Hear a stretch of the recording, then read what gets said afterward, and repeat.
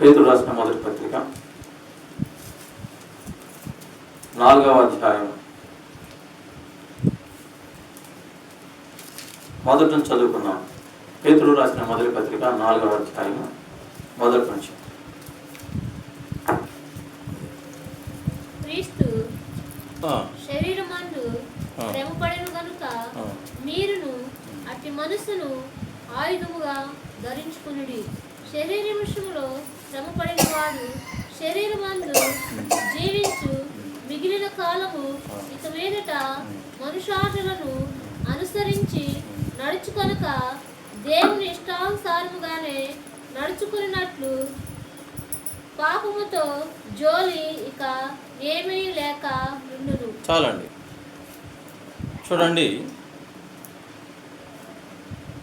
పేతురు రాసిన మొదటి పత్రిక మొదటి వచనం. క్రీస్తు శరీరమందు శ్రమపడెను గనుక మీరును అట్టి మనస్సును ఆయుధముగా ధరించుకొనుడి. ఎట్టి మనస్సు ధరించుకోవాలంటే ఆయుధంగా మనం ఏమండి ఎట్టి మనస్సును శ్రమ పడుతాం. చూడండి, మీకు ఈ సమయంలో 3 విషయాలు నేను మీకు తెలియజేస్తూ ఉన్నాను. ఆ 3 విషయాలు ఏంటి అయ్యా అంటే, ప్రియుల బిడ్డలారా, ఈ కడవరి దినాలలో, ఈ అంత్య దినాలలో ప్రభు రాబోతున్న దినాలు. అందుకనే ప్రభువు చెప్పినటువంటి ప్రవచనాలు కూడా మనం ఈ భూమి మీద చూస్తూ ఉన్నాం. కాబట్టి ప్రియమైన బిడ్డలారా, ప్రభువారు వచ్చే సమయాన మనము ఆయనతో లేవనెత్తబడాలి, పరలోకరాజ్యం స్వతంత్రించుకోవాలి అనే ఆశ కలిగి జీవించాలి. ఆశ లేకపోతే ఏమవుతాయంటే ఇహ సంబంధమైన ఆశలు చిక్కుబడి ఏమండి లోక ఆశల్లోనే కూలిపోయి వాటికి సంబంధించినటువంటి శాపములోనే మగ్గిపోయి దానికి సంబంధించినటువంటి అగ్నిగుండంలో యుగాలు అలవాడాల్సిన పరిస్థితి వచ్చింది. కాబట్టి మనము బ్రతికున్నప్పుడే ఈ జీవిత కాలంలోనే మనము ఆత్మీయతలో బలంగా ఉండాలి. క్రీస్తు యేసు పక్షమున మనము శ్రమ పడేవారంగా ఉండాలి, సహించేవారంగా ఉండాలి, భరించేవారంగా ఉండాలి, ముందుకు వెళ్ళేవారంగా ఉండాలి. అయితే ప్రియమైన బిడ్డలారా, 3 విషయాలు ఈ దినాలలో మనము ఈ 3 గుంపులలో మనం ఏ గుంపులో అయినా ఉన్నాము ఉంటే ధన్యులమే. దేవునికి స్తోత్రం. హల్లెలూయా. ఎందుకంటే యేసు క్రీస్తు ప్రభు వారి పక్షమున శ్రమ పడుట అంటే 3 విషయాలు ముఖ్యంగా బైబిల్ గ్రంథాల్లో మనం చూస్తాం.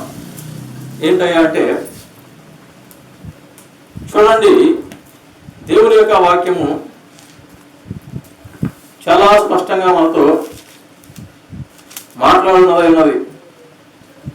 కాబట్టి స్పష్టంగా వాక్యాన్ని గ్రహిద్దాం. నిర్గమాకాండం 17వ అధ్యాయం 9వ వచనం చదువుతున్నాం. మోషే యెహోషువతో మన కొరకు మనుషులను ఏర్పరచి వారిని తీసుకొని బయలు వెళ్ళి అమాలేకీయులతో యుద్ధము చేయము. రేపు నేను దేవుని కర్ర చేత పట్టుకొని ఆ కొండ శిఖరం మీదకి నిలిచేదను అని యెహోషువ మోషే తనతో చెప్పినట్లు చేసి అమాలేకీయులతో యుద్ధం ఆడెను.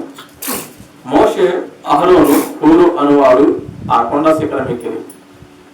మోషే తన చెయ్యి పైకెత్తినప్పుడు ఇశ్రాయేలు గెలిచిరి. మోషే తన చెయ్యి దింపినప్పుడు అమాలేకీయులు గెలిచిరి. మోషే చేతులు బరువెక్కగా వారు రాయి తీసుకుని వచ్చి అతడు దాని మీద కూర్చుండుటకై దాన్ని వేసిరి.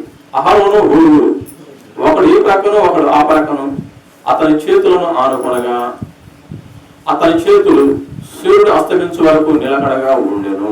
అట్లు యెహోషువ కత్తివాడి చేత అమాలేకీయులను రాజును అతని జనులను గెలిచెను అని ఇక్కడ వాక్యం మనం చూస్తూ ఉన్నాం. ఇక్కడ 3 గుంపులు సాదృశ్యంగా ఉన్నటువంటి వారిని మనం చూస్తున్నాం. 3 గుంపులు ఎవరయ్యా అంటే క్రైస్తవులే, క్రీస్తు పక్షమున శ్రమపడు వారే 3 గుంపులు.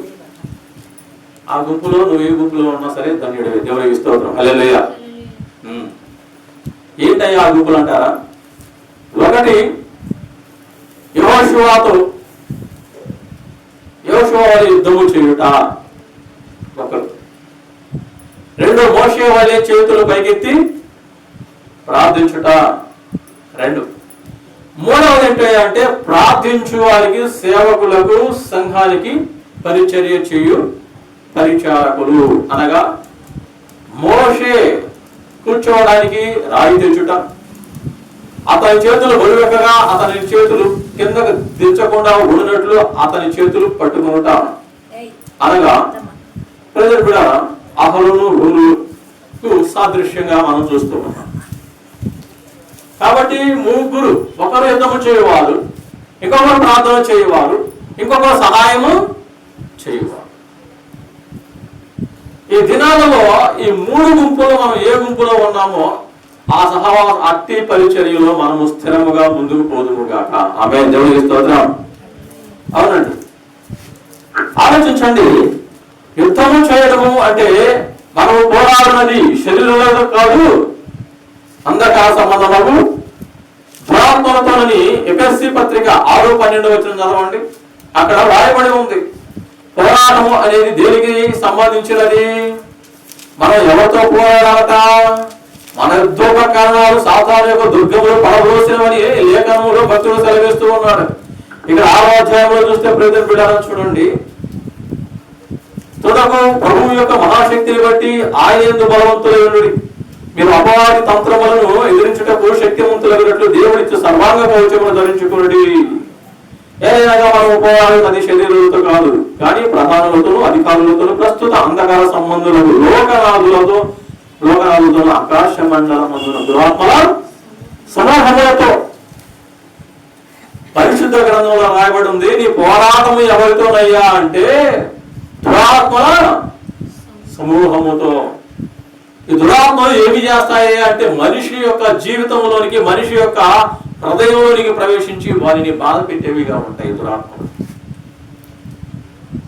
అవి ఎలాంటి బాధలనే కాదు. ఎందుకంటే సిలువను కూర్చిన వార్త నశించుచున్న వారికి వెరితనము కానీ రక్షింపబడుతున్న మనకు దేవుని శక్తి. పోరాటం క్రైస్తవులట పోరాడతారట. క్రీస్తు పక్ష ఎలా పోరాడతారు అని క్రీస్తుని ఎరగని వారు అనుకోవచ్చు, లేదా క్రైస్తవులే మందిరానికి రానివారు అనుకోవచ్చు, ఎవరైనా ఎట్టైనా అనుకోవచ్చు. కానీ క్రీస్తు నందున్న వారికి పోరాటము ఉన్నది. ఆ పోరాటం ఏమవుతుంది? దురాత్మల సమూహంతో. దేవుడికి స్తోత్రం. హల్లెలూయా. కాబట్టి ప్రజల పిల్లల మనం ఏం చేయాలంటే సర్వాంగ కవచము, అంటే ఈ సర్వాంగ కవచము గురించి చెప్పుకోవాలంటే ఈసారి మనం స్పష్టంగా చెప్పుకుందాం. ఇప్పుడు మనము దేవుని పక్షాన నిలబడే వారంగా ఉండాలి, పోరాడే వారంగా ఉండాలి. సాతాను యొక్క ఆలోచనలు నాశనం చేసే వారంగాను, దాని క్రియలు పాడు చేసే వారంగాను దేవుని యొక్క శక్తితో మనం నిలబడే వారంగా ఉండాలి. ప్రజలు బిడ్డలు, చిన్న ఉదాహరణ చెప్తున్నా. ఇద్దరు యవనస్తులు వెళ్తూ ఉంటే పట్టబడి తీశారంట. వాళ్ళు ఆగి, ఆ ఇద్దరు యవనస్తులు ఒకడు దేవుణ్ణి ఎరగనేవాడు, ఒకడేమో దేవుణ్ణి తెలుసుకున్నవాడు. వాడు అన్నాడు, కొత్తబడి తీశాను నేను, పాస్టర్ గారి చేత ప్రార్థన చేయించుకొని వెళ్దాం అన్నప్పుడు, ప్రార్థన పని చేస్తాం ఆయన మూఢనమ్మకాలు, ప్రార్థన చేసుకోకపోతే ఒరిగింది ఏంటంట. కాదు ప్రార్థన చేసుకున్నాడు అనేసి ప్రజల పిల్ల పాస్టర్ గారి దగ్గర ప్రార్థన చేసుకున్నాడు, ప్రార్థన చేయించుకున్నారు. ప్రార్థన చేయించుకున్న తర్వాత వాళ్ళు కానుక పెట్టి పాస్టర్ గారి ప్రయాణం అవుతుంటే పాస్టర్ గారు అంటారు, అయ్యా వీలైనంత మటుకు హెల్మెట్ పెట్టుకోండి, ఎందుకంటే పరిస్థితులు బాగా చూసిన అధికారులు కూడా బండి ఆగే ప్రమాదం ఉంది, కాబట్టి ఏది ఏమైనా హెల్మెట్ ధరించుకోండి, అన్నిటికీ మంచిది అని చెప్పారంట. చెప్తే ఈ వెనక్కి ఏమొస్తాడు అంటాడు, ప్రార్థన చేసుకోవడమే గొప్ప, ఇక్కడికి వచ్చి మళ్ళీ పాస్టర్ స్తోత్రం ఒకటి హెల్మెట్ పెట్టుకోమని అనేసి ఎగతాళిగా మాట్లాడాడు. సరే అనుకుంటేది వాడు ప్రయాణం చేస్తున్న క్రమంలో ఒక బండిని తప్పించబోయి ప్రజల పిల్ల కింద పడబోయే క్రమంలో ఎవరైతే ఎగతాళి చేశారో వాని యొక్క తల బండకు తగలబోయి జస్ట్ మినిట్ ఆ చెయ్యి ఇలా పెట్టేశాడు. ఆ బండ తల తగలకుండా చేతికి తగిలేసరికి ఆ రాయి చేతికి పుచ్చుకుంది. చాలా బ్లడ్ కాదు. అప్పుడు అతను చూస్తూ ఆ చెయ్యి చూసుకుంటూ ఆలోచిస్తున్నాడు. ఆ రక్తంలో ఆ గాయంలో అతనికి ఏం కనపడుతుందంటే నొప్పి కనపడలేదు. పాస్టర్ గారు చెప్పిన మాట జ్ఞాపకం వస్తుంది, హెల్మెట్ పెట్టుకోండి. సాతానుడు ఏ విధంగా దారి చేస్తే ప్రమాదం ఉంటుంది దేవుని బిడ్డల మీద. హెల్మెట్ పెట్టుకోండి అనే మాట జ్ఞాపకం వస్తుంది. అప్పుడు ప్రభు నమ్ముకున్న యవనస్తుడు వచ్చి అదే ఇట్లా జరిగిందని మనం అనుకున్నామంట, చూడు కింద పడపోయాం అని గాయమైందే అని చూస్తూ ఉన్నాడు. అప్పుడు ఈ సహోదరు అంటాడు, పాస్టర్ గారు చెప్పిన మాట నేను ఎగతాళిగా తీసుకున్నాను, నేను మధ్యాహ్నానికి వస్తాను. నిజంగా ఈ సమయంలో నాకు అడ్డు పెట్టుకోకపోతే నా తల పగిలేదు, బ్రతికేవాడిని కాదు అనేసి ప్రజలు పిల్ల ఎంతో పశ్చాత్తాపడ్డారు. మందిరానికి వెళ్ళడం జరిగింది. అర్థం చేసుకున్న వాళ్ళకి దేవుని శక్తేనండి. దేవునికి స్తోత్రం. అర్థం చేసుకునే వాళ్ళు రకరకాలుగా మాట్లాడుతూ ఉంటారు. ఆ మాటలకు లెక్కలు ఆటలు వాళ్ళే చెప్పాలి, అప్పుడు ఉంటుంది ఇలా. కాబట్టి వీలైనంత మటుకు దేవుని మాటను నమ్మండి, దేవుని యొక్క వాక్యాన్ని విశ్వసించండి. ఎలాగైనా నమ్మితే నేను కాపాడింది దేవుని యొక్క వాక్యం. నీ బాధలలో నీకు నెమ్మదినిచ్చేది దేవుని యొక్క వాక్యం.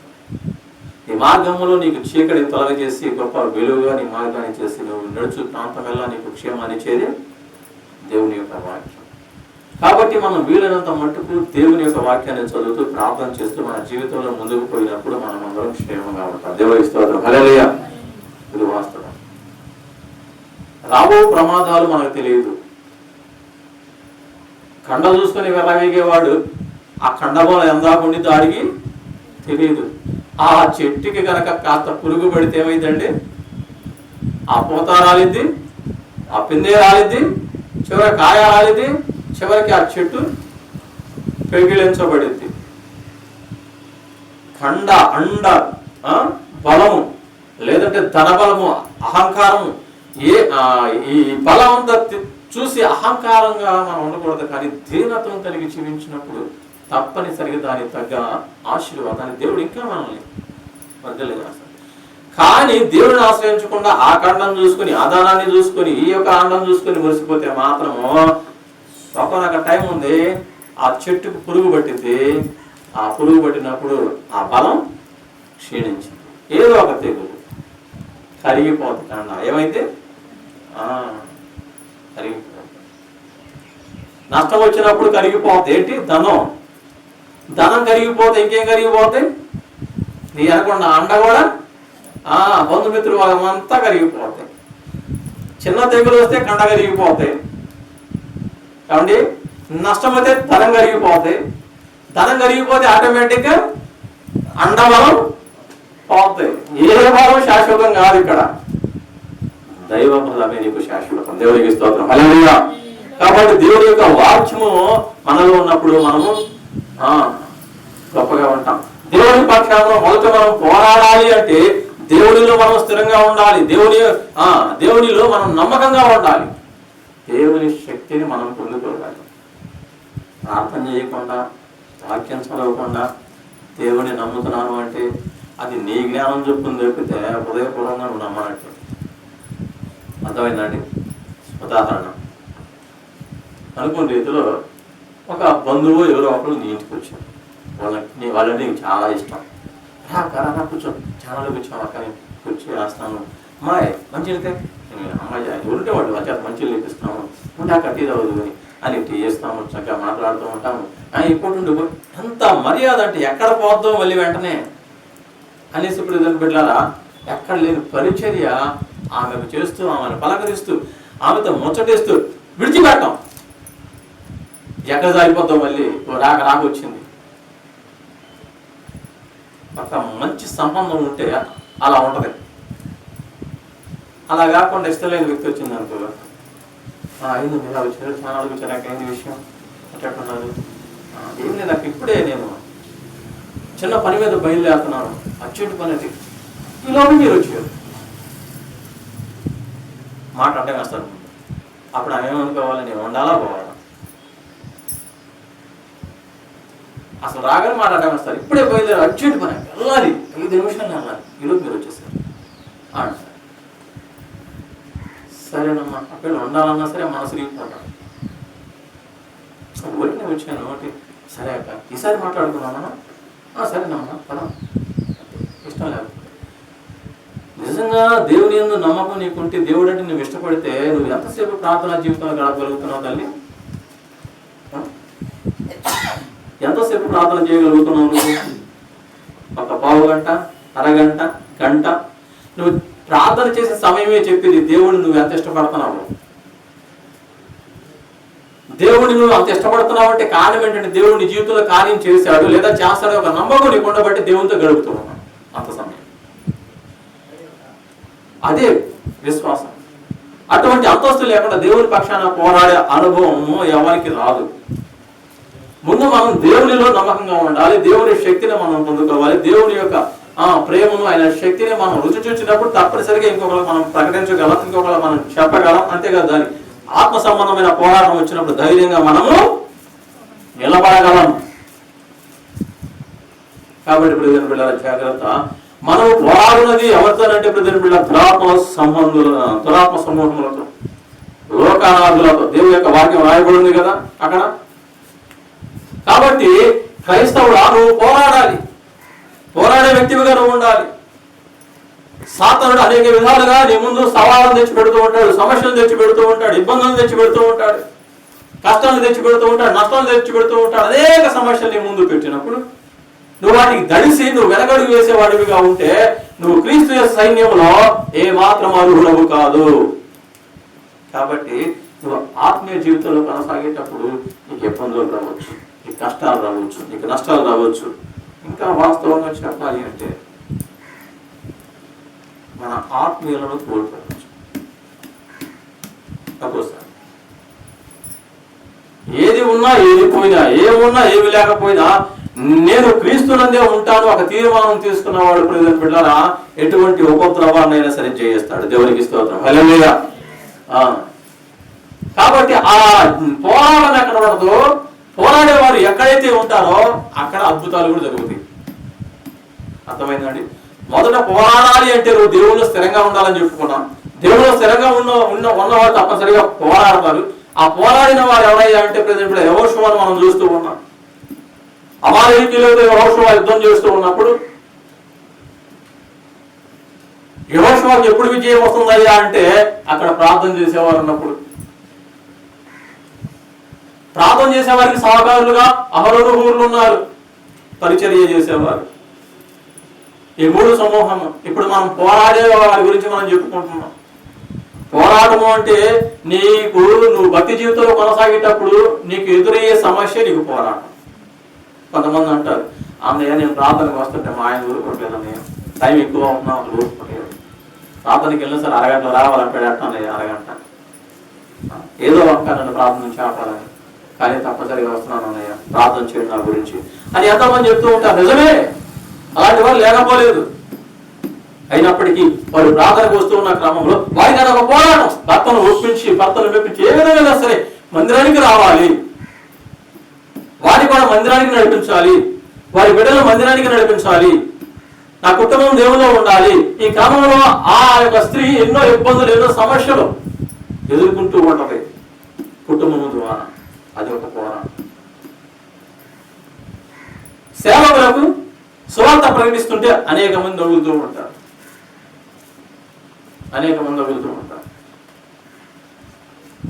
వారికి అదొక పోరాటం.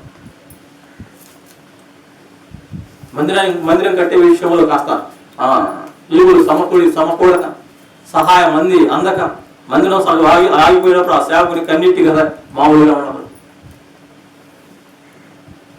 సంఘం వృద్ధి కాకపోతే ఆ సేవకుని కన్నీరు మామూలుగా ఉండదు, ఆ సేవకుని బాధ మామూలుగా ఉండదు. ఏమండి? అంతా బాగుంది. ఒకవేళ ఇంట్లో ఉన్నటువంటి కఠిన పరిస్థితులు ఆ సేవకుడు లేక చేయడు, కానీ సంఘంలో ఏదైనా గలిబిలే వచ్చినా, లేదా సంఘంలో ఏదైనా చిన్న అలలు రేగిన, సంఘంలో ఏదైనా లోటుపాట్లు కలిగిన, మందిరం కట్టబడకపోయినా, మందిరం సంపూర్తి కాకపోయినా ఆ సేవకులకు ఉండే బాధ అంతా ఇంత కాదు, వారికి ఉండే సమస్యలు వారికి ఉంటాయి. కాబట్టి ప్రియమైన పిల్లరా, పోరాటం అనేది ఎక్కడి నుంచి ఎలా అయినా ఏ రీతిగా వచ్చినా సరే నువ్వు దానిని ఎదుర్కొనే వ్యక్తులుగా ఉంటే తప్పనిసరిగా నీకు విజయం లభించింది. కాబట్టి నువ్వు ఒకవేళ నీ కుటుంబంలో ఏ సమస్యతో పోరాడుతున్నావో తెలియదు, కానీ ప్రభువు నందు విశ్వాసం ఉంచు, దేవుని యందు నమ్మకం ఉంచు, తప్పనిసరిగా నీ పోరాటంలో గొప్ప విజయాన్ని దేవుడు నీకు ఇస్తాడు. చాలా మంది బలహీనతతో బాధపడుతూ నడవలేకపోయినా, రాలేకపోయినా, కూర్చోలేకపోయినా ఏదో ఒక చివర కూర్చొని వాక్యం విందామని ఆసక్తి కలిగిన వాళ్ళు చాలా మంది తమ బలహీనతతో పోరాడతానే మందిరానికి వస్తారండి. కాబట్టి నీ జీవితంలో నీకున్న పోరాటం ఏంటో తెలియదు, కానీ దేవుడు చెప్తున్నాడు, నమ్మకంగా రాగలిగి తగిన సమయం ముందు ఈ పోరాటంలో దేవుడు గొప్ప విషయాన్ని నీకు ఇస్తాడు. దేవుడికి స్తోత్రం, హల్లెలూయా. రెండవది ప్రార్థన చేసేవాడు. ప్రార్థన చేసేవాడు ప్రియమైన పిల్లరా, ప్రార్థన చేసేవాడు లేకపోతే పోరాటాలు విజయాలు ఉండవు, పోరాడేవాడు కూడా ఉండరు. ఎందుకంటే ప్రార్థన అంత గొప్పది, ప్రార్థన సాగరించే వాళ్ళు కూడా అంత గొప్పవారే. ప్రార్థన అనేది చాలా ప్రాముఖ్యమైంది. అందుకని యేసు ప్రభువు అన్నట్టు విసుగక నిత్యము ప్రార్థన చేయండి, విసుగక నిత్యము ప్రార్థన చేయాలంట.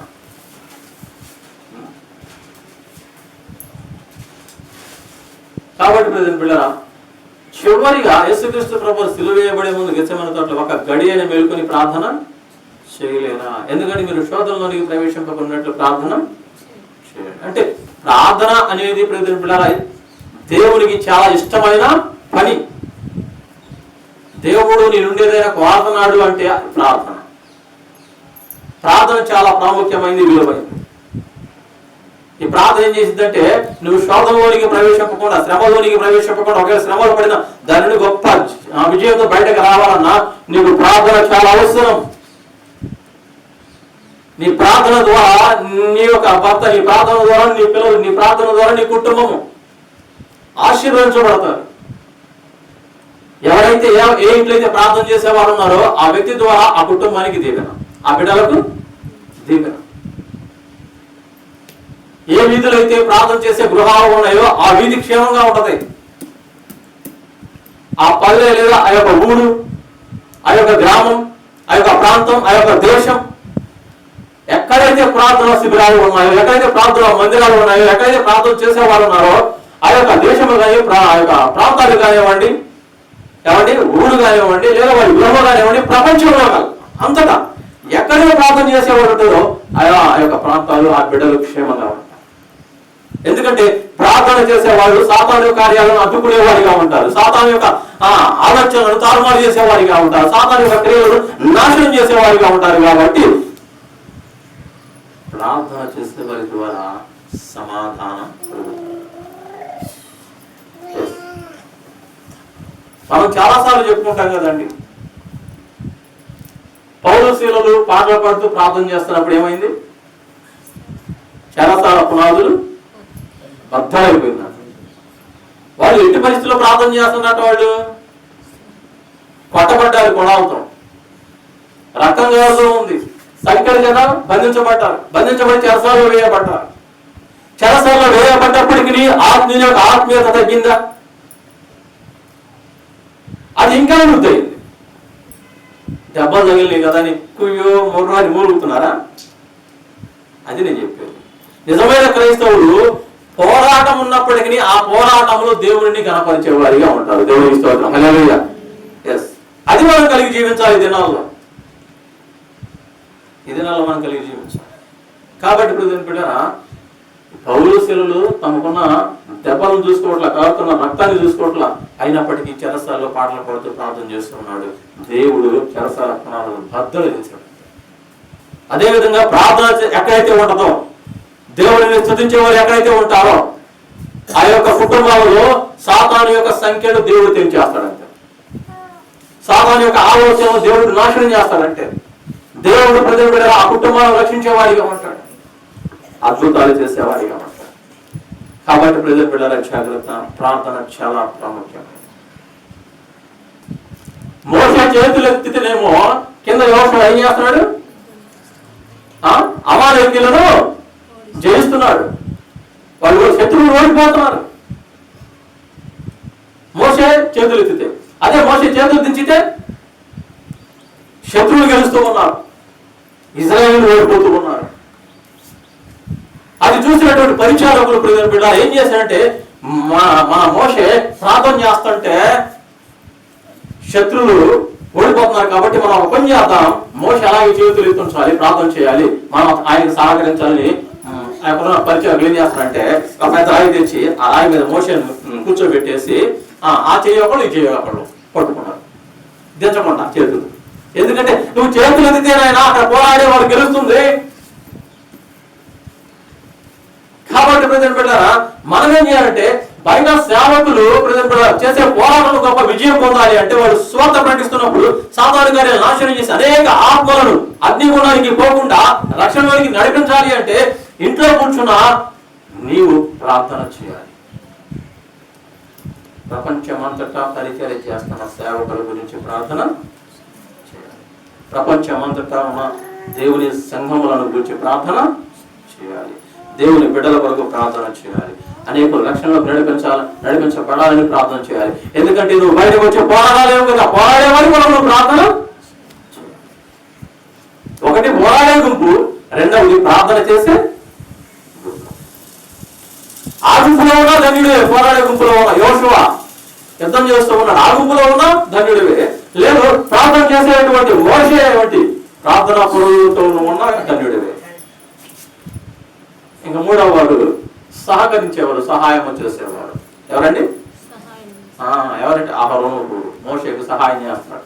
మోషే చేతులు ఎత్తి ప్రార్థన చేయాలంటే ఆయన చేతులు అలా ఉంచాలి. ఎంతసేపు ఉంచుతారండి చేతులు? ఎట్టా రెండు చేతులు ఆకాశం వైపు ఉంచి ఎంతసేపు ఉంచగలం? ఒక రోజల్లా మోషే అలా ఉంచాల్సి వచ్చింది. దేవుడికి స్తోత్రం, హల్లెలూయా. ఒక రోజల్లా సూర్యుడారు 66 చంద్రుడారు అక్కడ నిలువ ఉన్నప్పుడు సూర్య చంద్రులను యెహోషువ ఆపేశాడంట. ఎందుకంటే శత్రువులతో యుద్ధం చేసేటప్పుడు ప్రజలు బిడ్డారా అది మహాపోరుగా అయింది. శత్రువులు అంతా బలమైన వారు, వాళ్ళు ఇంకా వస్తూనే ఉన్నారు. కాబట్టి ప్రజలు బిడ్డారా ఈ యెహోషువ ఏం చేశాడంటే సూర్య చంద్రులను ఆపేశాడంట. దేవుని యొక్క శక్తి మేర అంటే దేవుడు ప్రార్థించే వారికి, పోరాడే వారికి, ఆయన పని చేసే వారికి దేవుడు ఎంత సహకరిస్తాడనే అద్భుతాన్ని మనం అక్కడ చూస్తున్నాం. దేవునికి స్తోత్రం, హల్లెలూయా. సూర్యచంద్రుల్ని ఆపేశాడు దేవుడు యెహోషువ ప్రార్థన చేస్తే. అటువంటిది దేవునికి ఇష్టంగా మనం ఉంటూ మనం ప్రార్థన చేస్తే ఏ సమస్యను దేవుడు ఆపేయడండి. దేవుడు ఏ అద్భుతం చేయకుండా మన జీవితాల్లో ఆయన తక్కువ చేస్తాడు. ఆలోచించండి. అంటే మన జీవితాల్లో అద్భుతాలు జరగాలి, మన జీవితాల్లో ఆశీర్వాదం మనం పొందాలి, మేలుకరమైన జీవితాన్ని మనం పొందాలి, అనారోగ్యం నుండి విడుదల పొందాలి, లేదా అనారోగ్యాన్ని జయించాలి, ఆర్థిక ఇబ్బందులను జయించాలి.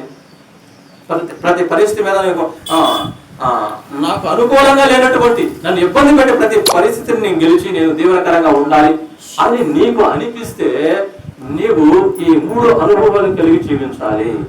ఒకవేళ ఈ 3 అనుభవాలు పోరాడేటువంటి అంటే బయటికి వెళ్ళి సువార్త ప్రకటించలేనటువంటి పరిస్థితి నీకు లేవు, నువ్వు వెళ్ళి సువార్త ప్రకటించలేవు. అలాంటప్పుడు నువ్వు ఎక్కడ ఉండాలి?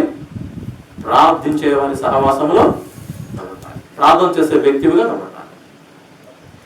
అర్థమైందండి?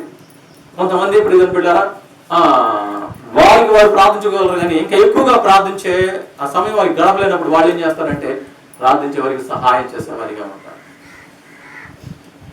ప్రార్థించే వారికి సహాయం చేసేవారిగా మోషేకు హూరు అహరోను సహాయం చేస్తున్నట్టుగా. ఏమండి చూడండి,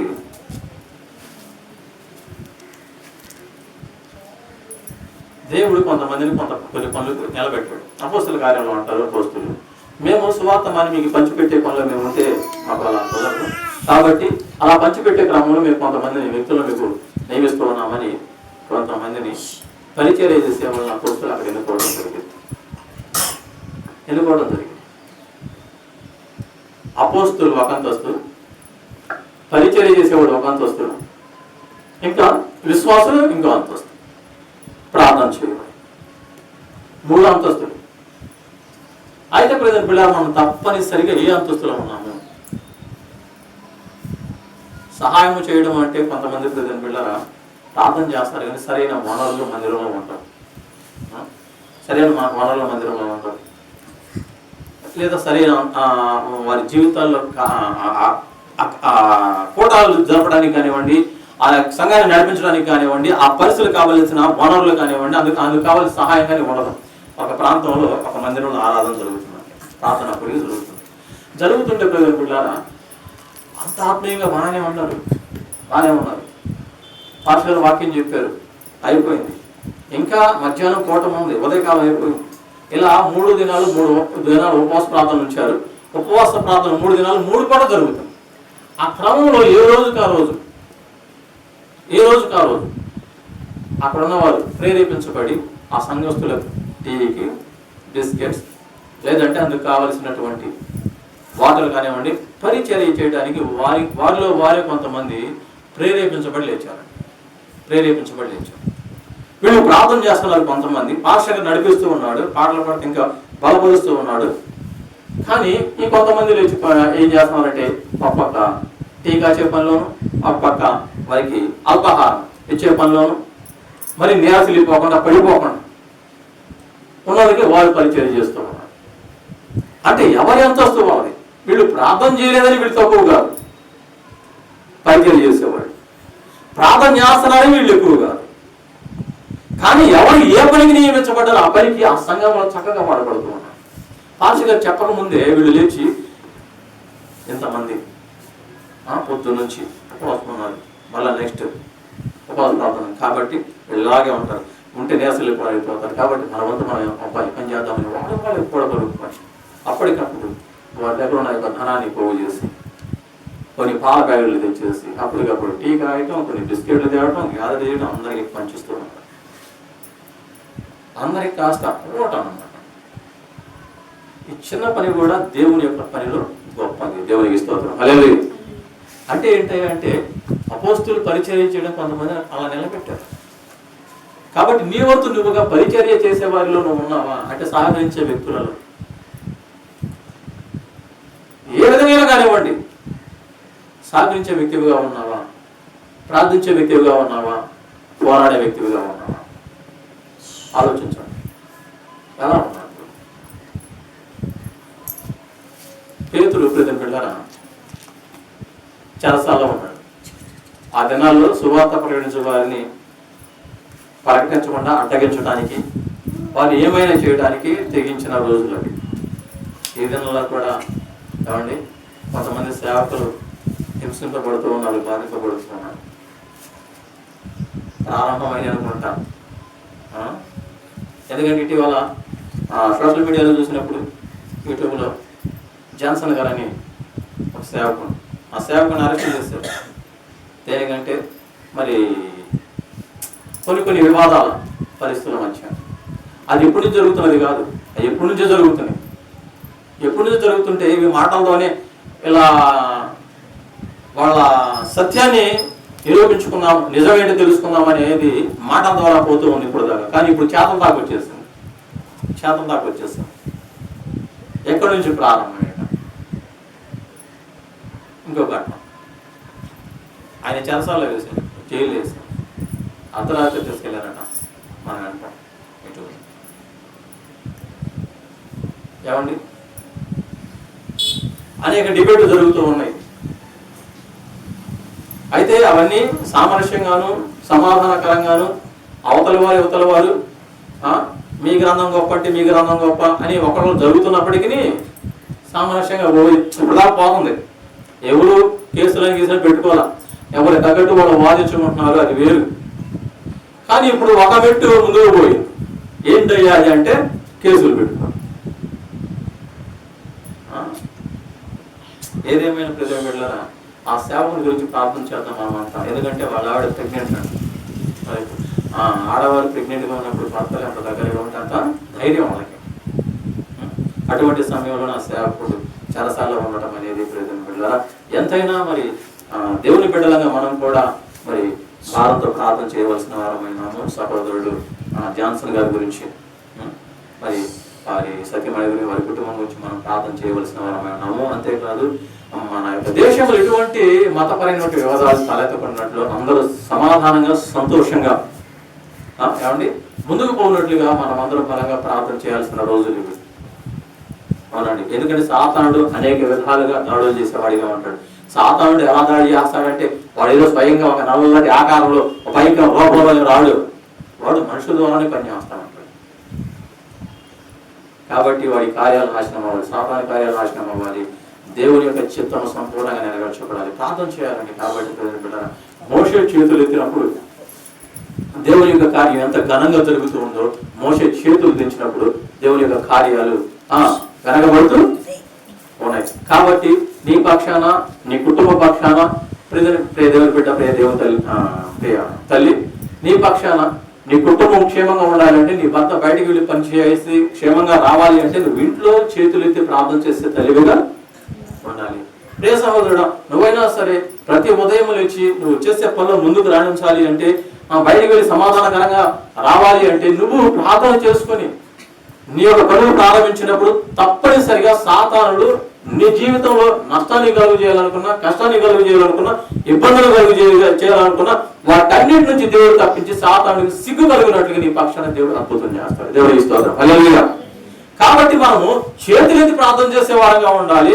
రెండవది, దేవుని పక్షాన వీలైతే సువార్త ప్రకటించే వారంగాను, నలుగురిని దేవుని యొక్క నడిపించే వారంగాను, దేవుని పక్షాన ఏదైనా కష్టాలు వచ్చినా నష్టాలు వచ్చినా సరే నిలబడి వాటిని జీవితంగా ఎదుర్కొనే ఆత్మీయ శక్తి కలిగిన వారంగాను మనం ఉండాలి. ఇది గుర్తుంచుకోండి. ఏ విషయంలోనూ, ఏ పరిస్థితుల్లోనూ దేవునితో సహవాసం అనగా ప్రార్థన జీవితాన్ని, వాక్యాన్ని నువ్వు నిర్లక్ష్యం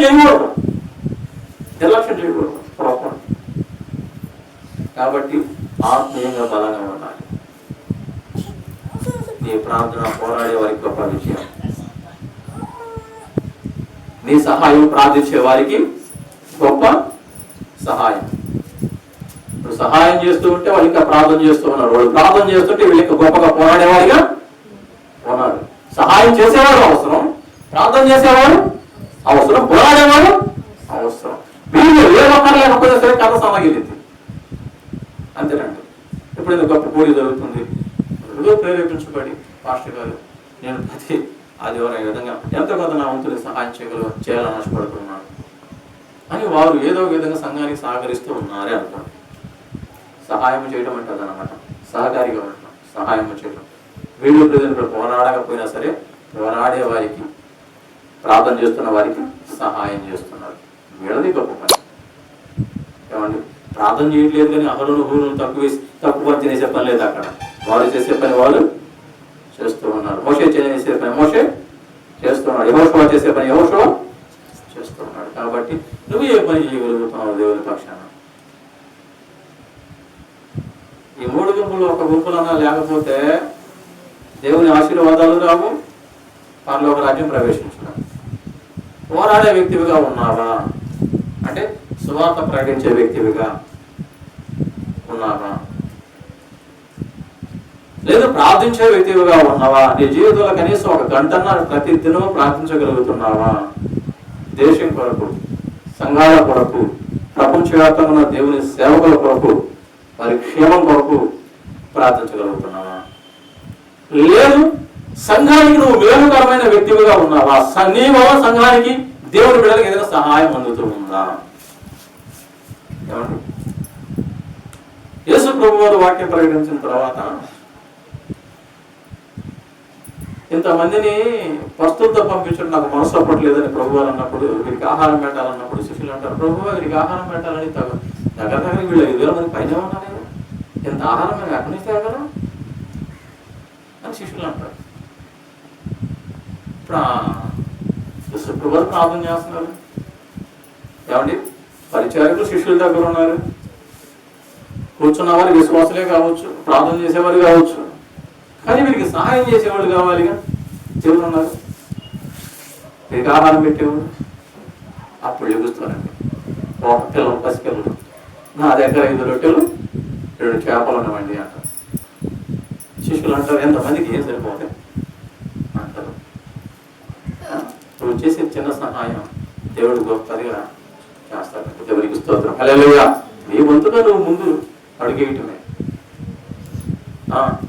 ₹10 ₹2 ₹10 మన దగ్గర ఉన్నది పట్టుకొని మనము ఎదుటి వారికి మాదిరిగా ఉన్నప్పుడు దేవుడు నువ్వు ₹10 ఇస్తే దేవుడు ₹10 ఇచ్చేవాడు చేస్తాడు. అంటే ఇచ్చే విషయం నేను మీకు చెప్పలేదు కానీ సహాయపడే విషయం నేను మీకు చెప్తున్నాను. ఏ విధంగా సహాయపడు, సంఘానికి సహాయకరంగా ఉండు. కొన్ని ప్రాంతాల్లో అండి హోటల్ పెట్టినప్పుడు సేవకులు రాగానే అయ్యా విడిదిగా ఇది ఎక్కడయ్యా అంటే ఇంకెవరయ్యా పెద్ద ఆయన అన్నాడు. ఏ భాష గారు వచ్చినా ఆ ఇంటికి వెళ్ళాల్సిందే. అంటే ఏంటి, దేవుడు లేదా? ఆ మనసు ఆయనకి దేవుడికి స్తోత్రం. హల్లెలూయా. సహాయం చేసే మనసు అన్నమాట, సహాయం చేసే మనసు. కాబట్టి ఈ సేవకులు పోషించడానికి ఈ కుటుంబానికి దేవుడు ఏమేస్తాడు? ఇంకా ఆశీర్వాదాన్ని ఇస్తాడు. ఎందుకంటే ఎక్కడ ఆశీర్వదించబడితేనే కదా వస్తున్న సేవకుని ఇతను బాగా చూసుకునేది. కాబట్టి దేవుడు అంటే దేవుని పని చేయడానికి మనసు ఉంటే, నీకు చేయడానికి ముందుకు అడుగు వేస్తే, దేవుని పక్షాన్ని నువ్వు నిలబడితే నీకు కావలసిన ఏదో దేవుడు నీకు సమకూరుస్తాడండి. దేవునికి స్తోత్రం. హల్లెలూయా. అది ఆరోగ్యమైన, ఐశ్వర్యమైన, ఏమండి అది అంతస్తైనా సరే దేవుని పక్షాన్ని నిలబడాలి. కానీ నువ్వు ఏ తరగతిలో ఉన్నావు ఒకసారి ఆలోచించి. ఈ 3 తరగతుల్లో లేవనుకుంటే నువ్వు దేవుని పనిలోనే లేవు. దేవుడు అంటే నీకు తెలియదు, నువ్వు అనుకుంటున్నావు నాకు తెలుసు, కానీ దేవునికి నువ్వు తెలియదు. సహాయం చేసే గుణమో లేదు, ప్రార్థనా జీవితము లేదు, బయటికి వెళ్ళి స్వార్థ నిమిత్తమై పోరాడే ఆత్మీయ జీవితం లేదు. మరి నువ్వు దేనికి పాస్టర్ గారు అయోమయ బ్రతుకులు. కాబట్టి ఆలోచించండి, మనం ఎందులో ఈ 3 తరగతుల్లో ఉన్నామా? సంఘానికి మేలుకరమైన వ్యక్తులంగా సహాయం చేసే వారంగా మనం ఉన్నామా? లేదు ప్రార్థన చేసే వారంగా ఉన్నామా? లేదు బయటికి సువార్త ప్రకటించే వారంగా ఉన్నామా? ఒకవేళ లేకపోతే ఎక్కడైనా సరే ప్రార్థించే వారిగా మీరు ఉండాలి, వాటిని ప్రకటించే వారిగా మీరు ఉండాలి. అన్నిటికీ మించి ఇంకా నీ వలన దేవుని బిడ్డలకు, దేవుని యొక్క సంఘానికి మేలు జరిగే విధంగా నీవు సహాయం చేసే వ్యక్తిగా ఉండాలి. ఎన్ని కోట్లు ఉన్నా సరే దేవుడి పనికి రాకపోతే అవంతా వ్యర్థమే. లక్షల కలిగి ఉన్నా, కోట్లు కలిగి ఉన్నా, ఎంత కలిగి ఉన్నప్పటికీ దేవుని పనికి ఉపయోగపడకపోతే దేనికండి ఆ జీవితం? కాబట్టి ప్రజెంట్ బిడ్డ జాగ్రత్త. ఈ 3 విషయాల్లో నువ్వు ఏ తరగతిలో ఉన్నా ధన్యుడివే. దేవుని యొక్క సంఘంలో మేలుకరంగా ఉన్నా నువ్వు ధన్యుడివే. ప్రార్థించే వ్యక్తిగా ఉన్నా నువ్వు ధన్యుడివి, పోరాడే వ్యక్తిగా ఉన్నా ధన్యుడివి.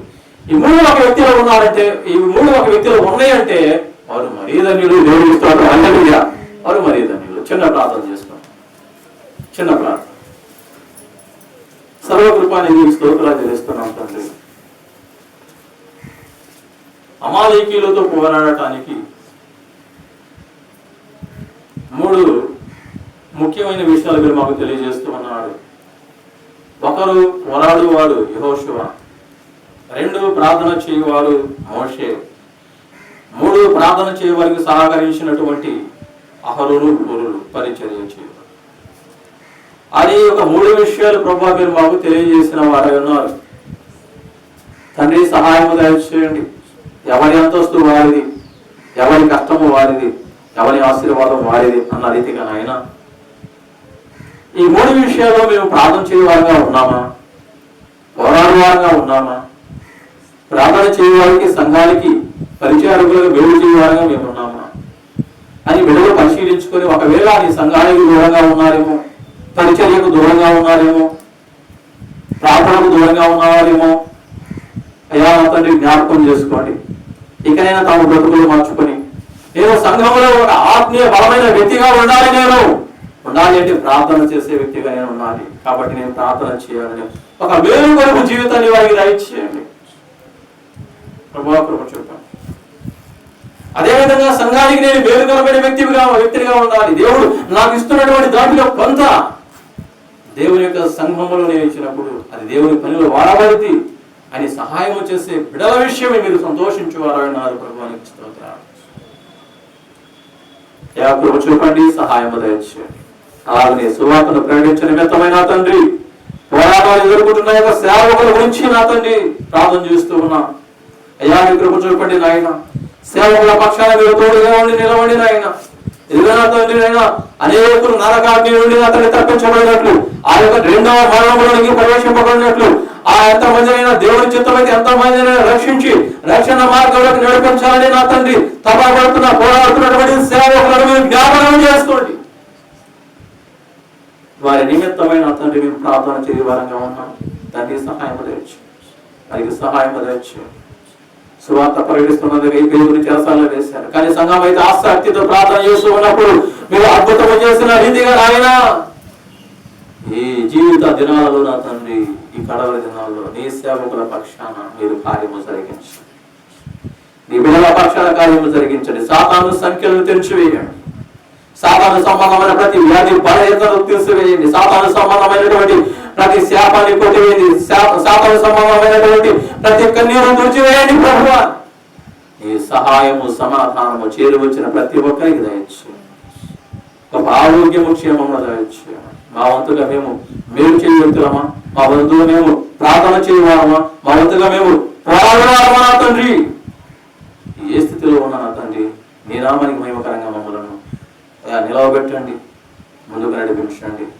ఈ నామానికి మహిమకరంగాను అయా అనేకులకు దీవెనకరంగాను మేము ముందుకు వీళ్ళు భాగ్యము దయచ్చు. మమ్మల్ని దీవించి ఆశీర్వదించాం. యేసుక్రీస్తు నామమున ప్రార్థించడానికి వేడుకుంటున్నాను తండ్రి. అందరికీ వందనాలు. స్తోత్రం. పానుగులు పడదాం. అదేమ్మా